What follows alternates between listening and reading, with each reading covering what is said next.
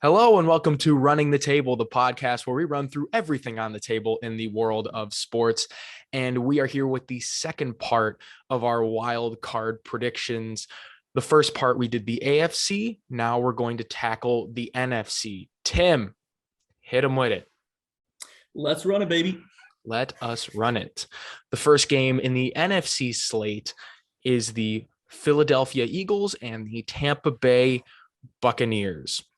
Now, these two teams, Philadelphia, they've managed to find their way into the playoffs at 9-8, led by Jalen Hurts, the number one rushing offense, at least going into week 17. Jalen Hurts can run. Miles Sanders can run. They have Devontae Smith on the outside. And the Tampa Bay Buccaneers, this team led by Tom Brady, got Mike Evans, Gronk. And in this game, I'm predicting that the Buccaneers will blow out the Eagles. Blowout. Because if you just kept it as it is, I think the Buccaneers are going to win anyway, but they're getting reinforcements back that they haven't had, including Shaq Barrett, Levante David, and especially on the offense, this is going to be a big one. Their lead back, Leonard Fournette. So I think the combination of just the Bucs being a better team, and also they have Tom Brady at quarterback. Tom Brady plus playoffs probably equals wins. More times than not, that's for sure. Yeah. And the combination of those reinforcements, all signs point to Tampa Bay victory. Yeah, Tampa Bay's had a little bit of struggles lately in terms of things, but a lot of that I feel like has to do with the fact of how many backups across the board that they were having to use. You talk about those reinforcements getting back. I think Fournette's going to, you have playoff Lenny making his return. I think he has a chance to make a big impact for this Buccaneers team going forward. Of course, you've got Brady at the helm. So it all signs point towards Buccaneers again. I have them as well. It just makes sense with the guys they have returning. I have a good feeling that they're going to look like a lot more complete team than they have in this past couple of weeks because you've got a lot of that chemistry returning to the field together. Yeah.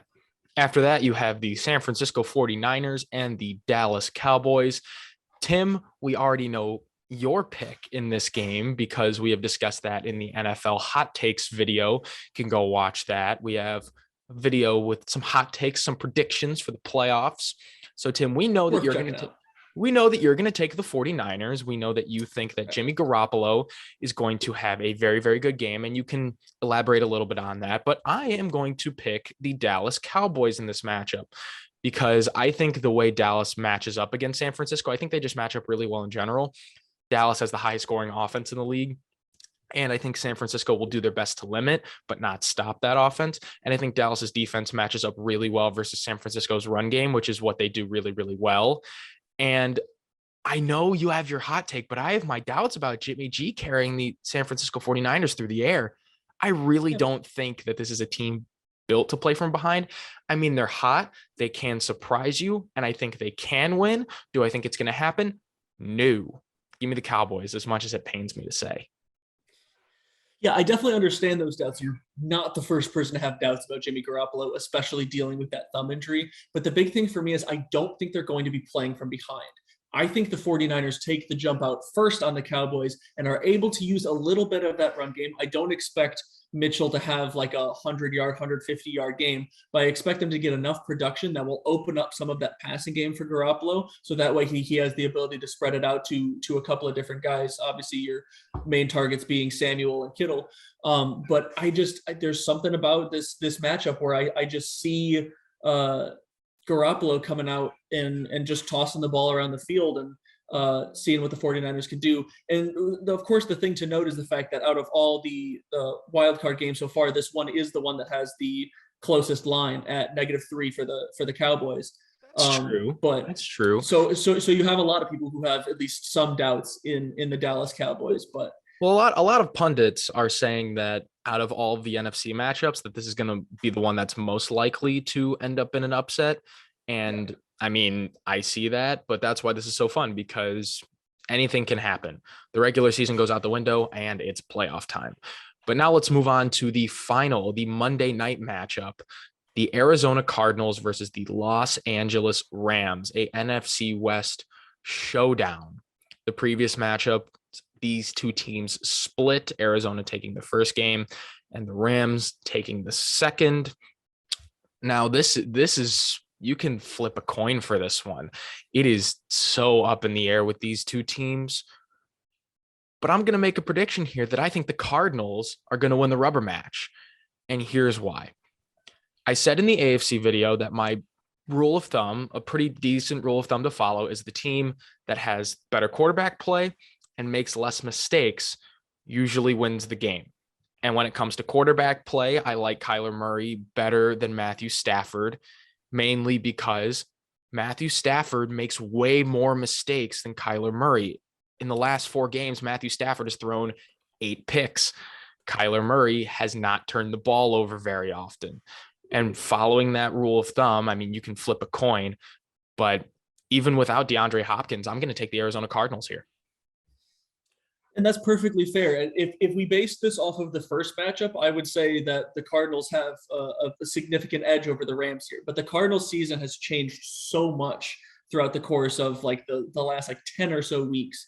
You have D-Hop going down. He's not going to be available for this game, at least if they manage to win. He could possibly be back by the end of January, supposedly. I think a big factor for the Rams is they are actually getting Cam Akers back for this game.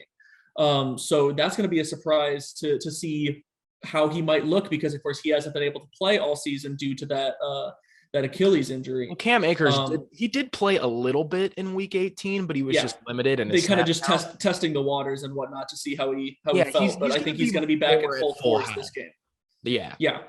And one of the things to also point out is I'm not sure how much of an effect it will have on this game, but a bit of a surprise signing out of nowhere for the Rams. They signed safety Eric Weddle out of retirement. So that was a bit of an interesting signing for them. I'm not sure if it'll really have a big effect on this game since he's kind of just out of nowhere all of a sudden back in the league. But I like the weapons that the Rams have compared to some of the injuries that the Cardinals have dealt with and are continuing to deal with, affecting the chemistry and the way their especially offense flows. So I got to take the Rams in this one.